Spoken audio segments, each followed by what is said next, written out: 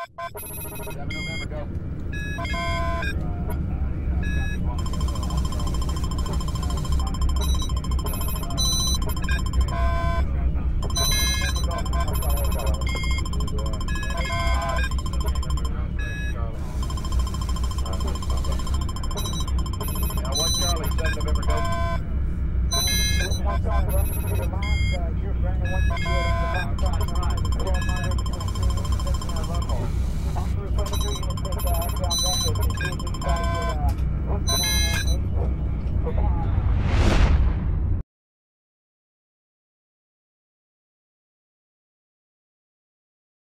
Good morning or afternoon, everybody. My name is Nigel Jacob, and I run an organization in Boston called the Mayor's Office of New Urban Mechanics.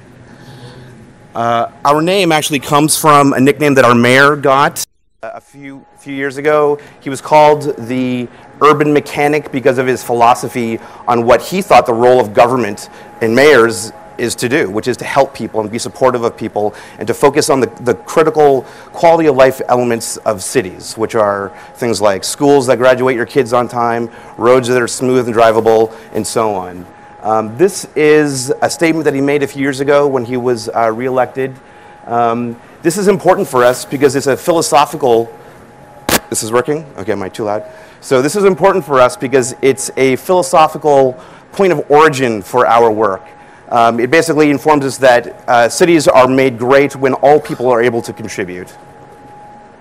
This is another critical touchstone for us. This is Jane Jacobs, one of the more critical observers of cities in the 20th century, and it says much the same thing, that cities are built by people. So we have to be devising tools and mechanisms to enable people to evolve the city over a period of time, over history, into the future.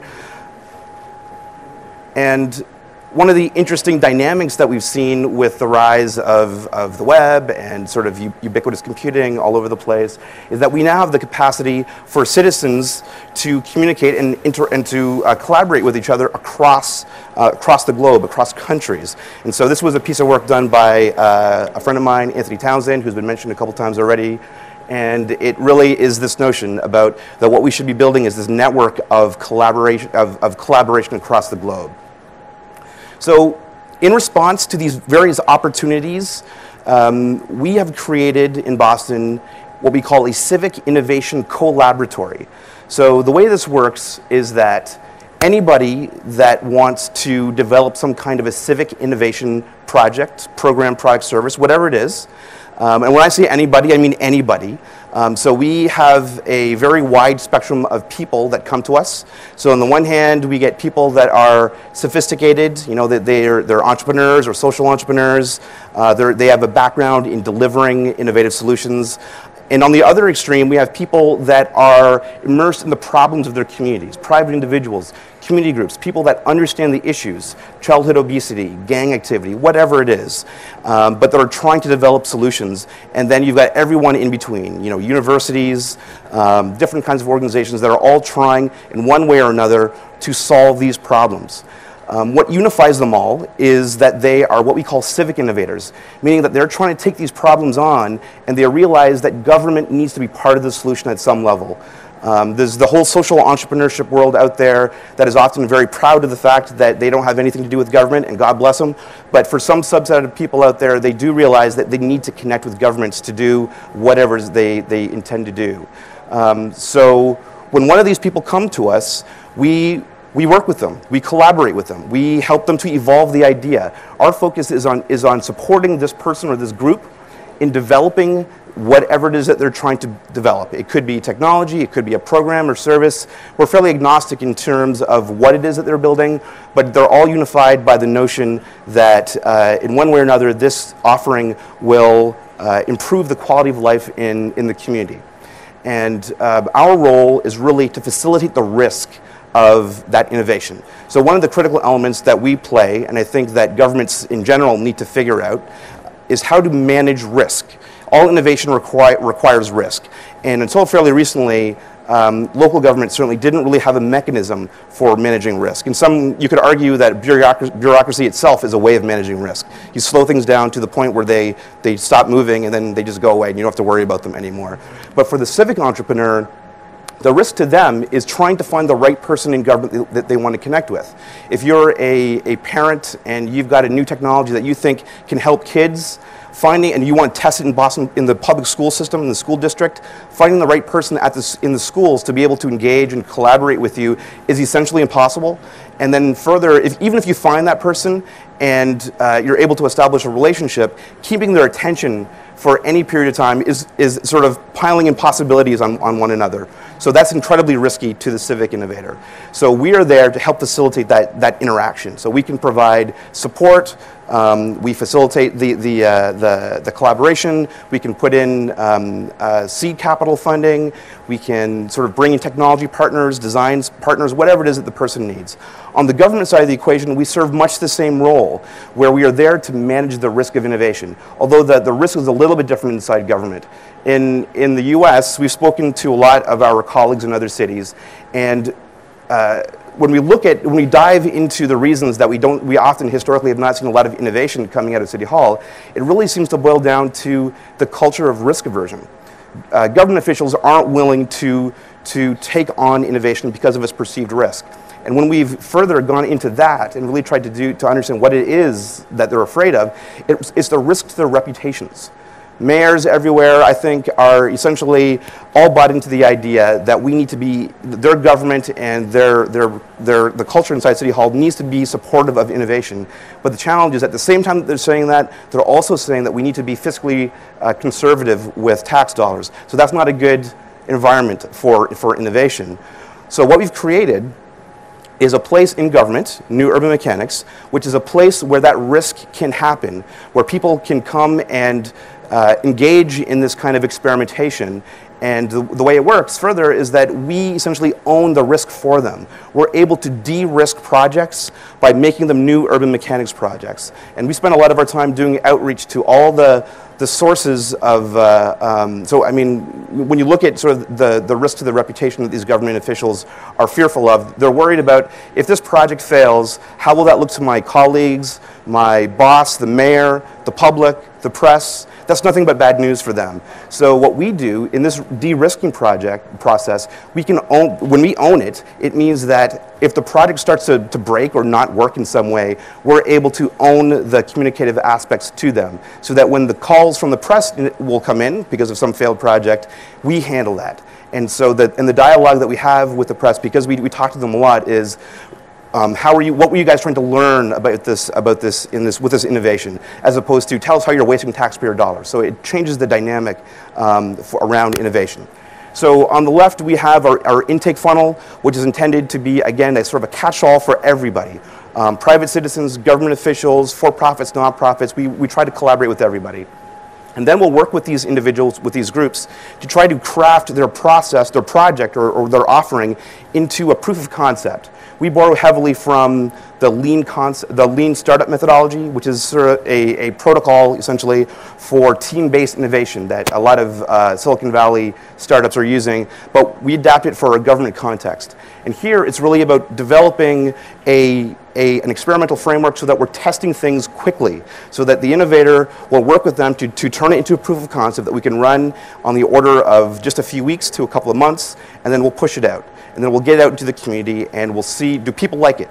We're essentially testing the hypothesis that this offering will in some way positively impact the quality of life at the community. And we're there to sort of test those assumptions. And then at the end of that, we go through a pivot process, which is to look at the experiment and determine, did it work? Did it not? If it did work, or rather, if it didn't work, is there some way of tweaking it so that we could get it to work? If it did work, the issue then is really one of scaling. How do we take it out of the pilot phase or out of the proof of concept phase and scale it up? And because we're agnostic as to the business processes of the people that come into us on the front end, scaling means different things to different people. If you're a startup, scaling could be connecting you to private funding for your startup or sort of mentorship. If you're a nonprofit, it could be access to foundation funding, whatever it is, but we're able to support them in getting connected as they go through that scaling process.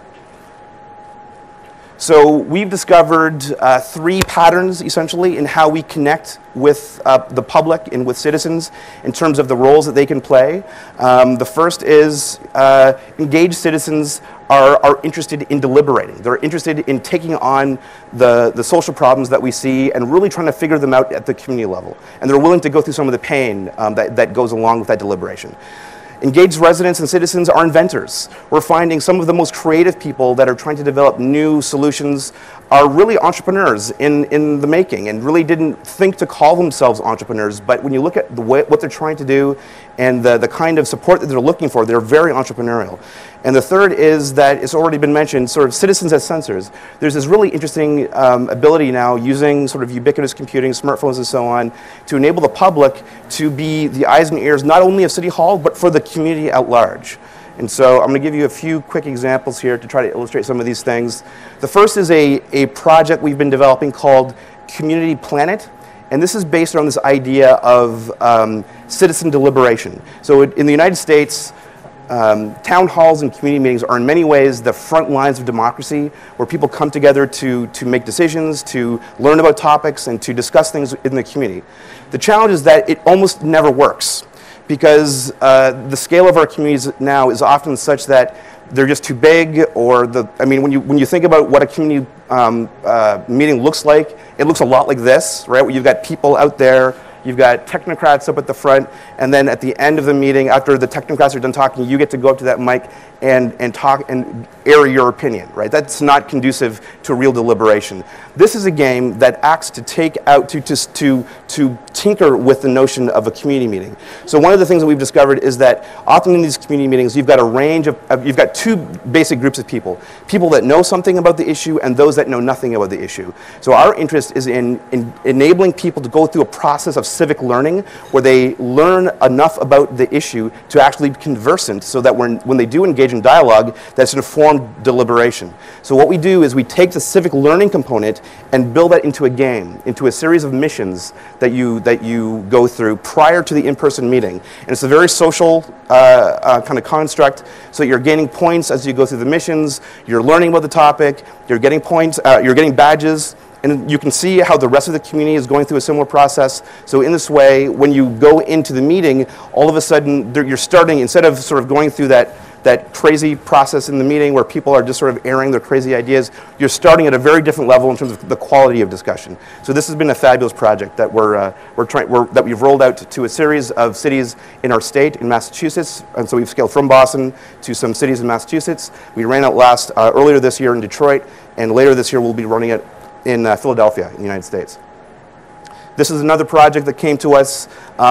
This is sort of this notion of citizens as entrepreneurs, as innovators. This was a project that came to us, a mother of an autistic son who was 20 at the time, a couple of years ago, but 15 years prior, when she was trying to figure out what to do with her autistic son in terms of education, she went to the school district and said, "What can I do with him?" And they basically had no response. At that time, the district had no programming for autistic kids. So she spent the next 15 years, first of all, she said, "No, thank you. Well, I'll figure this out." But she spent the next 15 years becoming an expert on assistive technology, but in a distinctly non-technological way. So she's built up all these ideas over a period, over that time, in which she essentially was building apps before there were apps.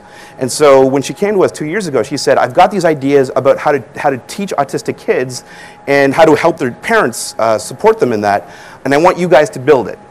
And we said, "There's no way that we can build this. We don't know anything about autism," at least we didn't at the time. "So you need to build this." And her first response was, "I'm not an entrepreneur. When I think of entrepreneurs, I think of Steve Jobs and Mark Zuckerberg. That's not me."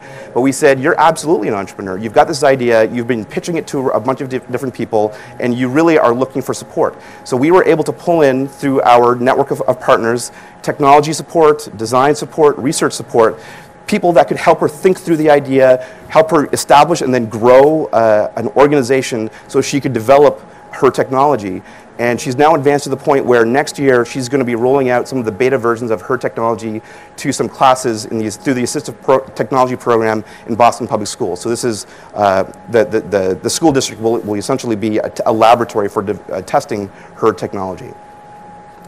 So this is in the notion of citizens as sensors. This is an app that's these kinds of apps are fairly ubiquitous now in the US, which is that they allow the public to report requests for service. So you see a pothole, you can report it. You see graffiti, what have you. It's fairly, so these kinds of things that they say there's a lot of them out there now. But when we rolled this out 3 years ago, and there weren't any of these things on the market at that time, our intention was distinctly to reset the way that the public thinks about government services. I think, I imagine it's the same here, but certainly in the US, if you ask your average person to tell you what they think of when they think of a government service, it's probably gray and drab and uninteresting and boring and something that you don't want to engage in. Our intention here was to create a human-centered approach to delivering a service that's crafted entirely about how do you get people to use this technology, not just once, but many times, because this is only going to be useful if people are coming to it again and again. And we've seen some really interesting results because of this project. I'm just going to check the time. Short on time. So what was interesting about that project was because it was so design-centric and human-focused, it created a lot of synergies in other areas. So this was a technology that we developed when we found something unusual. We began finding in our public works yards, so the guys that go out and fix the potholes that people are reporting through the app, they were actually using the app themselves to fix those issues because it does essentially what they need. It gives them a map of where things are, and it shows them what the issue is, and it gives them a photo. So we were finding people that were the guys in the coveralls with the shovels that were actually using it. And when we dug into the data, we began to see, we realized that the top 3 users of Citizens Connect were all from the public works yard. So we went and we met with these guys and we said, this is pretty cool. What could we do to help you guys in this effort? And they said, it just needs some minor tweaks to do exactly what we needed. And so what we did was we did that. So we tweaked it a little bit so that it would fit their needs. So instead of seeing everything, it shows you what your particular work queue is, what your list of items is that you've been assigned to work on that day. And what's interesting about this is that this is a population of people in the city that the city has struggled to get them to use any kind of technology. These are the guys that were resistive to using desktops or PCs or even sort of the ruggedized tablets of a few years ago to enter in the work that they had done that day. Instead, they leapfrogged all those things and went straight to this mobile device because it was designed to fit how they work. And so this is a different way of thinking about engagement. This is engaging with the municipal workforce. And I think this is actually an underappreciated group of people that need to be brought into the conversation. So based on the strength of Citizens Connect and City Worker, we were getting very clear signals from the public that they would like, they see mobile devices as a really interesting way to engage in civic life. And so we developed this project, Street Bump, which takes the idea to the next level in many ways. So this is a technology that's designed it's an app that you run on your phone, and as you're driving around the city, and you and your car and your phone are bouncing, the accelerometers on your phone are able to detect that motion, that displacement. And then it captures that data, that displacement, and then we'll send that to a server for analysis. And the algorithms can determine whether or not you just hit a pothole or was that a manhole cover or something else. But in either case, if it needs fixing, it'll get routed to the people that will actually fix it, just like Citizens Connect. And what's interesting about that project was it was crowdsourcing from beginning to end. So the algorithm that actually does the analysis was developed in a crowdsourcing way. We worked with a company called Incentive to get them through their network of solvers to develop the algorithm. And also, obviously, on the data capture side, this is an app that's intended to be run by the public. So it's crowdsourcing in every way. So you've heard about Adopt a Hydrant. The only thing that I'll say here that hasn't been said already is that part of the intention here was, or the intuition, the observation that started all of this was we had already seen people who would dig out their fire hydrants, and we were interested in whether or not we can encourage that behavior amongst others, right? So in this case, these are like the civic early adopters, right? We wanted to see if we could promulgate that behavior to a broader range of people. So the idea was make it easy to do, make it discoverable, and so on. So there are some lessons I think that we've learned in newer mechanics about how to do this work. It's important to create a context and a space for innovation, to create a safe place to innovate, both for the public and for city officials. It's important to focus on what people need, what they're asking you for. They're the best source of inspiration for any of these innovations. And every city is filled with potential partners that you can engage in this work. I think it's a mistake to think that government needs to go it alone or can only work with its vendors to do this work. Every conceivable community organization, institution, and private individuals can all be partners in the development of these innovations. Pilot quickly.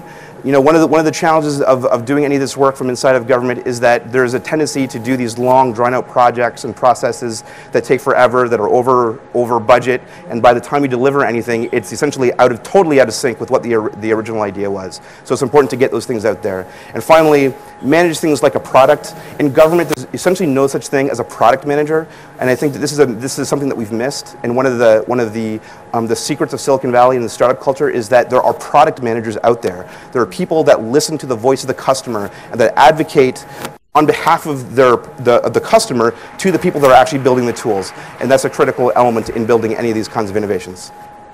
Thank you.